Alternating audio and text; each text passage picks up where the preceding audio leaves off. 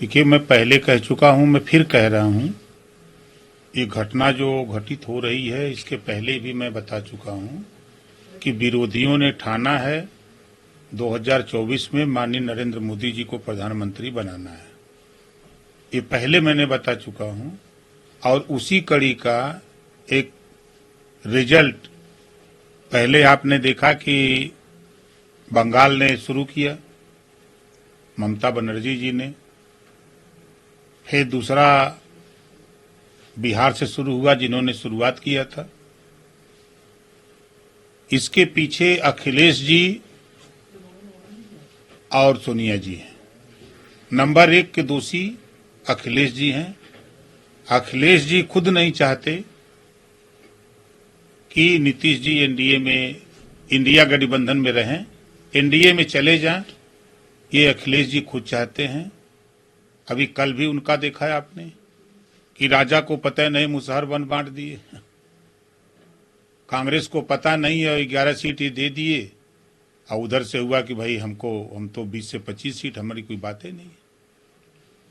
तो ये तो तय है कि सभी विपक्ष के लोग चाहते हैं कि मोदी जी प्रधानमंत्री बने, और सभी लोग अलग अलग तरीके से, कुछ लोग सट के काम करना चाहते हैं, कुछ लोग हट के काम करना चाहते हैं। तो ये जो बी टीम आप बता रहे हैं, इसमें कौन कौन सी श्रेणियां हैं, कौन कौन लोग शामिल हैं? समाजवादी पार्टी बी टीम है, ये नंबर 1 का काम कर रही है, और सभी लोग मिलकर के काम अलग अलग तरीके से अपना कर रहे हैं। आपने ममता बनर्जी की बात, फिर कांग्रेस से गठबंधन क्यों नहीं? गठबंधन का मतलब क्या है? जब अकेले अकेले लड़ना है। नहीं, वो तो कह रहे हैं कि हम अभी तक इंडिया गठबंधन का हिस्सा हैं।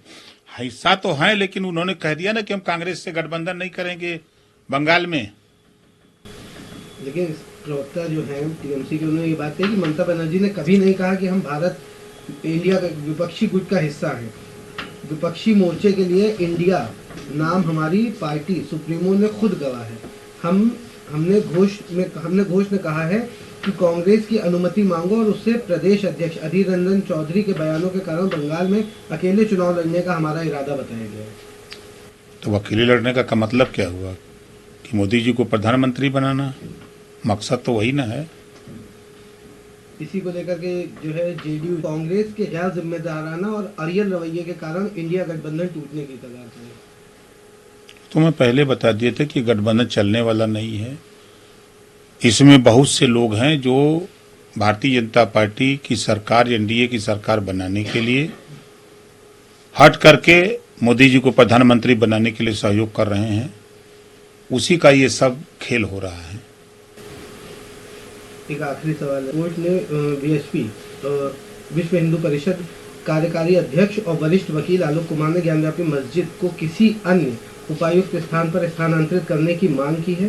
स्थान और ज्ञानव्यापी परिसर की भूमि काशी विश्वनाथ समिति या हिंदू समाज को देने के लिए भी कहा है।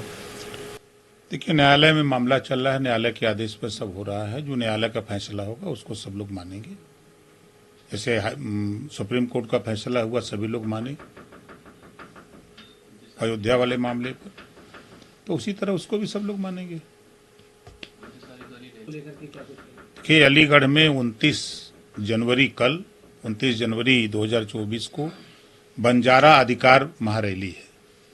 जो प्रदेश में, देश में वंचित, शोषित हैं, पिछड़े दलित हैं, जिनकी यहाँ शिक्षा, स्वास्थ्य, रोजगार, नौकरी अभी तक नहीं पहुंची है, उनको हम जगा करके उनको विकास के मुख्य धारा में ले आना चाहते हैं। जो एनडीए की गरीबों के उत्थान की जो योजनाएं हैं, हम उनके यहाँ तक पहुंचाना चाहते हैं। बंजारा समाज के विषय में मैंने पहले भी बता चुका हूं कि जो विकास का ढिढोरा पीटने वाली समाजवादी पार्टी सैफई में 97 गांव, जहां सैफई गांव का एक पूर्वा है रणबीरपुर, मुलायम सिंह यादव जी के भतीजे के नाम से वो रणबीर यादव प्रमुख थे, उनके नाम से पूर्वे का नाम रखा। उस पूर्वे पर 97 गांव बंजारा है, जिसमें प्लास्टिक की बोरी का दरवाजा, प्लास्टिक की बोरी का छत, प्लास्टिक की बोरी का दीवार बना करके लोग रह रहे हैं, कोई पुआल का।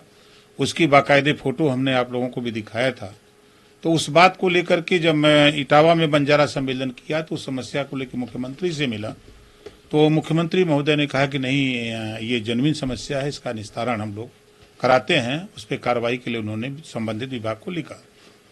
उसी तरह जब ये बात की जानकारी बंजारा समाज को हुई तो अलीगढ़ के लोगों ने भी, उधर के आसपास के लोगों ने भी कहा कि हमारे इलाके में भी हम लोग जो हमारी समस्या, उस समस्या को हम आपके साथ मिल करके आगे बढ़ाना चाहते हैं, हमारी समस्या का समाधान हो। तो हमने कहा ठीक है। तो उसी में 29 तारीख को कल बंजारा अधिकार महारैली का कार्यक्रम है। उनकी प्रमुख मांगे हैं, जो उनके गांव हैं वो राजस्व घोषित नहीं हो रहे हैं, अनुसूचित जनजाति में शामिल करने की बात करते हैं, राजनीतिक भागीदारी की बात करते हैं, विकास की योजनाओं का लाभ उनको मिले, इसके लिए वो लोग आंदोलन में हैं और उसी कड़ी में वो रैली हो रही है। नीतीश कुमार ने इस्तीफा दे दिया है, इंडिया गठबंधन के साथ शामिल होने जा रहे हैं। कैसा लग रहा है, क्या कुछ कहना चाहेंगे इसको लेकर? देखिए, ये तो बहुत पहले से मैं कह रहा हूं, ये होना था। आरजेडी के मालिक हैं लालू यादव जी, सपा के मालिक हैं अखिलेश यादव जी। ये लोग अपने आगे किसी को तवज्जो देते नहीं हैं। यही लोग राजा बन के रहना चाहते हैं, किसी को भी ये पसंद नहीं करते। दोनों लोगों की है। इन्हीं दोनों लोगों की वजह से नीतीश जी इस्तीफा दे करके हम लोगों की पार्टी, हम लोगों की गोल में, एनडीए में शामिल हुए हैं। उसके दोनों जिम्मेदार हैं, आरएलडी भी जिम्मेदार हैं और समाजवादी पार्टी भी जिम्मेदार है। दोनों नहीं चाहते हैं कि दूसरी जाति, पिछड़े समाज का कोई आगे बढ़े। तो नीतीश कुमार के अब इंडिया कुछ लगता है मजबूती? देखिए, बिहार की अब 40 की 40 सीट हम लोग जीतेंगे। उनका लाभ हम लोगों को छत्तीसगढ़ भी मिलेगा, उत्तर प्रदेश में मिलेगा, पूरे देश में जहां जहां उनका संगठन है और वहां हम लोगों को लाभ मिलेगा। अखिलेश यादव से हमेशा आप बड़ा नाराज दिखते हैं। अभी कल ही उन्होंने जो है 11 सीटों को लेकर के बड़ा विवाद में आ गए। क्या वजह है? भाई, ये इसी नाते हम देखिए उनसे नाराज नहीं है। हमारा उनका कोई खेत डांड का झगड़ा नहीं है। वो अपरिपक्व नेता की तरह काम करते हैं। वो घबराहट में 11 सीट की घोषणा कर दिए।